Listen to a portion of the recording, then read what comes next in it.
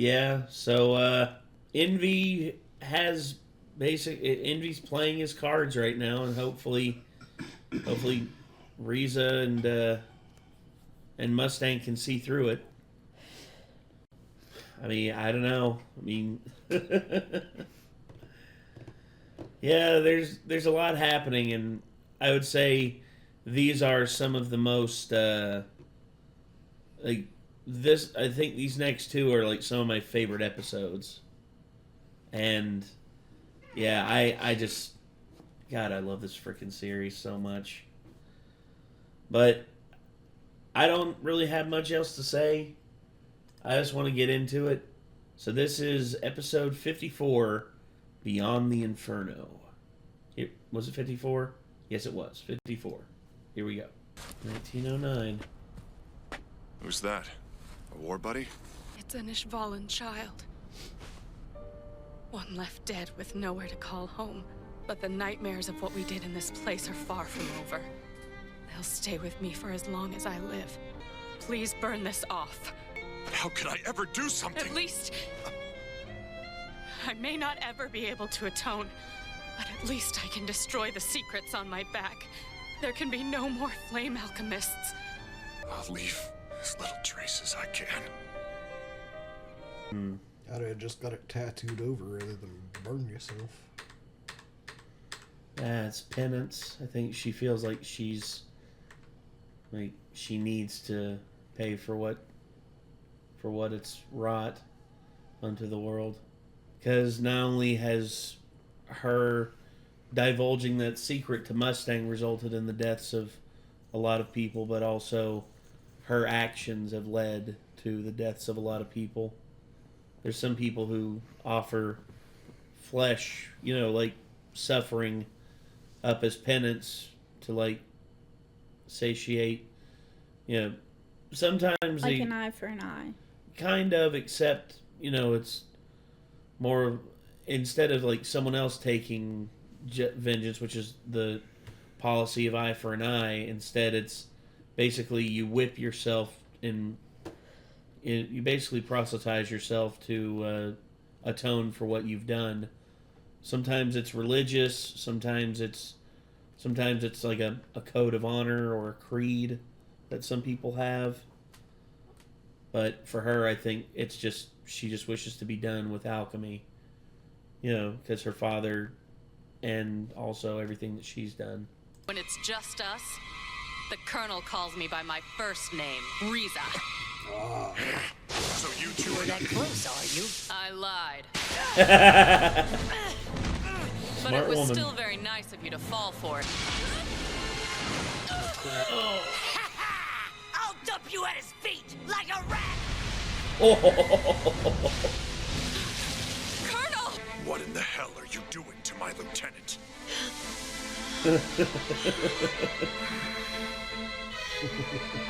You pissed off the wrong. Don't interfere, Lieutenant. Pissed off the wrong I alchemist. told you I would take care of him myself. Damn.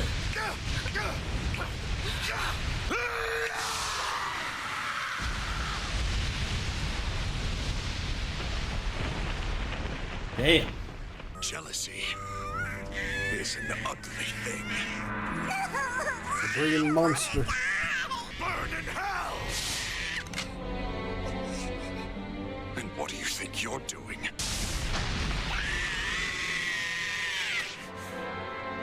Ah, I don't know why they suddenly want to save the little bastard so bad. they aren't wanting to save Envy. They're wanting to save Mustang. From himself. Exactly. Because he's gone too far. He's like literally right at the edge of going over. Yeah, and I would say the biggest thing about it is just Mustang needs to realize that you have to be the bigger person in spite of everything. Because if you allow yourself to slip down that path, I mean, it's the same quandary that Batman came down, and honestly, because I've seen real life parallels where people let one thing slip, then they let another slip. The next thing you know, slipping becomes the norm. It's like, oh, what's next after that? Let it slip even further, and even further, and even further. And before you know it, you're the very thing that you grew up hating. Yeah, if Envy wasn't already one of those kind of villains that it's just obvious that there's no benefit to him being alive, I could see people trying to stop someone, but it's like him dealing the finishing blow to that stupid little green thing, I doubt is going to make him turn into some kind of monster himself. I don't know. Because it's like, the thing that comes to mind for me is spoilers for Dragon Ball Z if you really haven't seen that, but Goku with Frieza, like, he tries to be the bigger guy like 8-9 times, and then finally he's just like, I know you can survive in space, you're defeated, you're missing like everything you got except for like one arm and your torso and head. Yeah. I'm gonna leave you here. And then Frieza attacks him, and he turns around finally, and he's just like, "You fool!" And finally disintegrates his ass. You know, even Goku, like the nicest, like most, lawful good character, like finally has a point where you just gotta fucking kill a villain because they aren't gonna stop. Yeah, and honestly, it's a moral quandary that I think for Goku, Frieza made the choice to attack him again, and Envy is basically at the brink of death. So I would say, like... He's like in the same spot that Frieza was, basically, when he's like this, but yet he's still dangerous, just like Frieza. He has the ability right now to potentially latch onto and try to take over Ed. Well... Just, you kind of want to see him burn. You know what I mean? I get you. I mean, especially after what he did to Hughes and everyone else. Well, why don't we see what happens? I shudder to think what kind of world a man held captive by his own hate would create once he becomes its ruler. Colonel, I can't let you kill him. It's not easy to not have hatred for those who have done hateful things, so... If you're going to shoot me, shoot me. Once all of this is over, I'm going to end my life and remove my secrets of flame alchemy from the world. Please forgive me.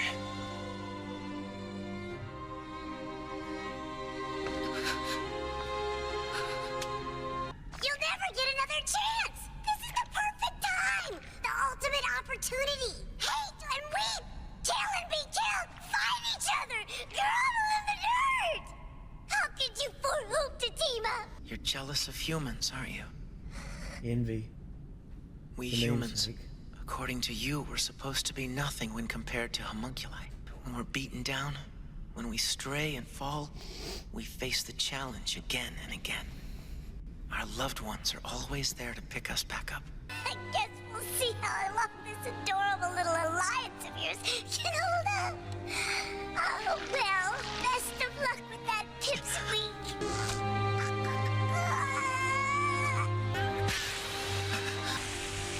Damn. It's moments like that. You can't really, like... You hate Envy for everything that he's done, but when all he's ever done is act out on the will of his father, because he had no choice but to.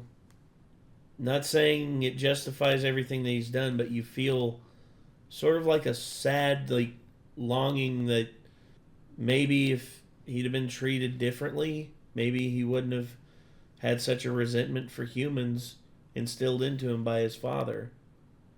And thus maybe he could have actually done something else. Yeah, but unfortunately he was created as a tool of violence and hatred, so... Exactly. Even to the very end, he wouldn't admit, It's like he said it was humiliating to even have that said about him to the point that he just offed himself, basically. Well, no, he got figured out. He was unable to admit, outright, actually be like, yeah, you're right, or anything like that, Yeah, I guess he just didn't know how to feel about it. I mean, how would you know how to feel about it? I mean, you're at your weakest and, you're a master at manipulating people to fight each other, and everyone in that room has a reason to hate each other, and they're not. Oh yeah, and then there's this big bastard. Get ready to fight, Central Soldiers! Show me your courage, men! Damn. Let's see. Where was I? Oh boy. Well, Alex is only able to fight with one arm. Oh, yeah, because his one's dislocated.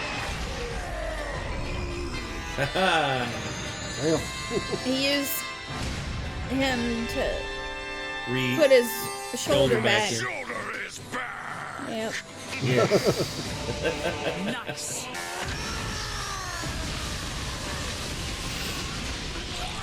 Damn. He did it again. Incredible strength and the art of my alchemy work beautifully together. Oh, yeah. Well done. Well done. Uh-oh. Nice. Hey, Croc. Populated area. Do you want that info to go out over the radio too? Freaking Buccaneer. A man formerly from Command Center 1 who has a rather sharp memory. Hey. He helped us out and pointed us to the exact location. I say I'm a housewife. It does make sense. Guess who? Nice. But today, I've shed that particular disguise. I am an alchemist! Nice. Oh, hell That's yeah. awesome. I expected you would bring those boys of yours along with you. What help do I need from children when I'm dealing with something as lowly as you? To me, you're still a dwarf in a flask. And you're still slave number 23, aren't you? You gave me part of your body. Today, all these many years later, you will become a part of mine. Everything's coming to a head. Envy's now out of the game. The Armstrongs are now leading a good section of the Central Soldiers. Buccaneer is taking over Central Command for the most part, and now Izumi is she's in the fold. Oh gosh. Yeah, so I'm gonna be honest. This is once again one of my favorite episodes, simply because of the confrontation, like the finale of the confrontation between Envy and Mustang. The the quandary of Envy basically coming to terms with his existence and just being like, so this is all I am. I'm just a hunk of a philosopher's stone that is made to only feel envy towards humans. Huh. Alright. I'm out. That's basically what he did. And now, now we're moving I up. at first thought he was going to give the stone to Ed. But then he crushed it. I don't think Envy's that nice. Yeah.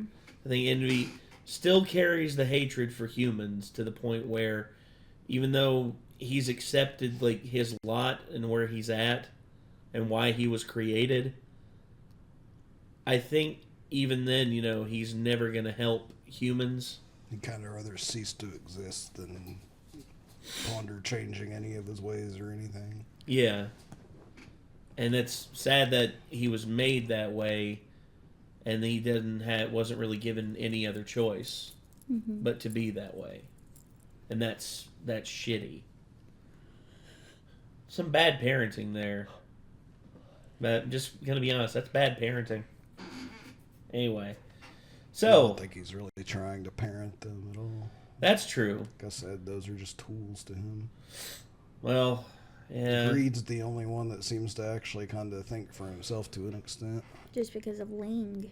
Because Ling's a strong individual and he... Well, he kind of thought for himself before Ling, too. Yeah. He was going rogue. True. Yeah. I think the whole thing with greed... to get him to reset, basically. Yeah, I think the whole thing with greed is, the avarice nature of human beings. It's hard to...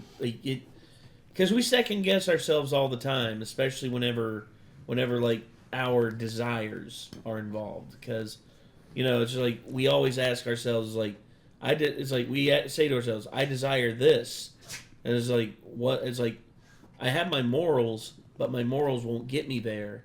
So if I sacrifice my morals, And yeah, we basically betray ourselves whenever we give into our avarice desires, which is what greed is doing. Greed is basically betraying his original programming to basically be himself. Well, it's also because greed in its purest form is purely self-serving.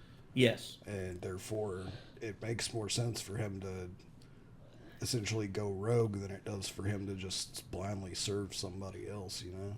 Yeah. Because greed is, I want to do what I want to do. I want all the things for myself. Like, it's like one of the least caring of the 7 deadly sins about anything else around it, you know? Yeah. I want that thing.